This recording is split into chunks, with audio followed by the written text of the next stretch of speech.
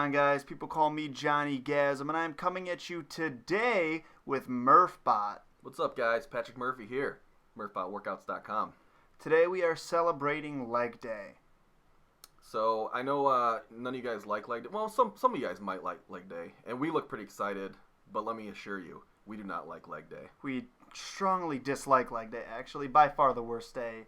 You'll probably hear that a lot in gym culture. Leg Day is the least enjoyable day to the vast majority of people who lift. In fact, I've never had a leg day before. But since John came over, he said, let's film a leg day. I'm like, okay. Well, I had to YouTube some things, learn how to squat.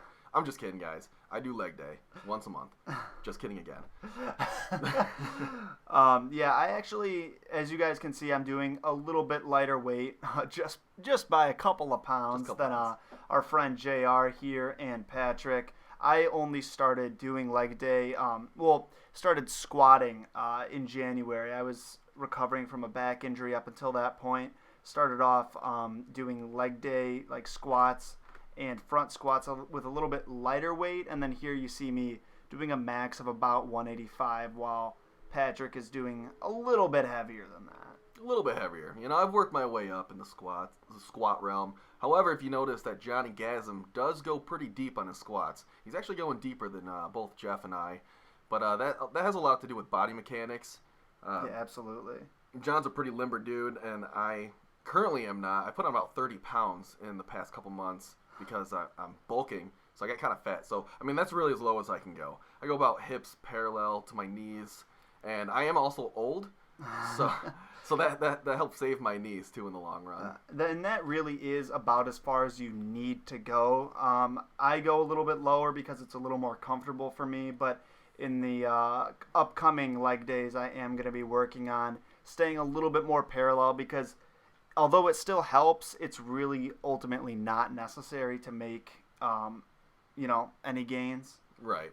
And then a lot of times we'll switch over to, as you see here, we're doing leg press, and we bring our range of motion a lot further down than we normally would on squats. So it gives you the freedom without possibly injuring your back to do a full range of motion.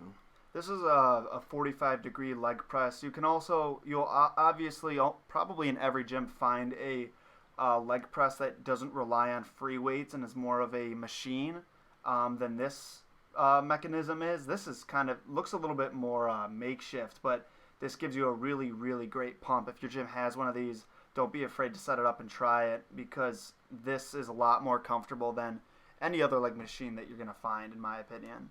Yeah, I agree. And this, too, you can really stack on a lot of weight where you normally wouldn't be able to put it on the squat bar. So this is just another thing to help overload the quads. And the depth you can go, you engage your glutes and hamstrings a lot, too. Yeah, exactly. So here we did, I think, 4 or 5 sets. We just added weight every set, and we're shooting for 20 reps. Look at your calves. Actually, those are some striations in my calves. Yeah. That's what we call striations. Those are nice. I just look pale and fat. See, you look pale and fat in this, but that makes up for you looking ridiculously more shredded than me in the back day video. Yeah, if you guys watch that back day video, you can see the contrast. And this is only a couple months, or a month maybe apart. It's about a month, maybe a month and a half. Yeah, and some change. I was about 160 pounds in the back day video, very lean and shredded. And then here, I'm 200 pounds and pale and fat. So this exercise is called goblet squats. You see, I'm trolling on right here. Yeah, that's some troll. That's okay. So Get your poses down. Getting my poses. That's right. So this exercise, just as it looks like, you hold the dumbbell right in front of you, and you squat down, and just try to get your elbows as close to your knees as possible. Here we go, right here. This is probably the closest that you guys are gonna get me to being shirtless, like a lot of you constantly request for some reason. But that's probably the most you're gonna see. I'm making gains with Murfbot, thanks to working out with this guy. Yeah, you notice John's the only one doing that because Jeff and we're not taking our shirts off right now. that's all there is to it. You also are, I tend to be a douche fair amount of the time. That's okay. So, yeah. Especially when you're in the gym. Yeah, absolutely. Well, the gym's empty, so it's allowed. Yeah, this was a very early Saturday morning for us. But, sometimes you got to push yourself. it was nice getting there early, doing leg day, getting it out of the way. And also, it feels like a more epic event when you get up early I agree. to do it. Mm-hmm. Rise and shine. All right, so here we just laid down a couple of plates so we can put our the balls of our feet up on and just hold some dumbbells in your hand, and we do calf raises. Our gym has a machine where you can do standing calf raises, but I actually prefer this a lot more because it uses a lot of stabilizer muscles. Yeah, absolutely. A lot of the time, you'll hear most people who like are really into lifting say that they prefer doing the free weights over the machines. Machines are great to start you off, and I started off on a lot of machines, but by using free weights, whether it's for bench or shoulders or calf raises or really anything, you have to stabilize yourself, and it just gives you a lot better of a workout. Look at your calves, dude.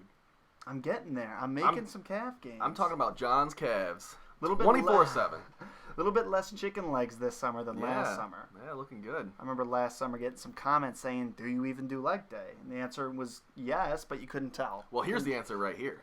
Yeah, these are absolutely brutal. If you want to talk about these, these are called jump lunges. So I like to do these at the end after we're pretty fatigued. So it's just as it looks. You get down in a lunge position and you jump into the next lunge position. And then we did 3 sets of it, gave ourselves about 15 seconds between sets, and you just do them until you can't do them anymore.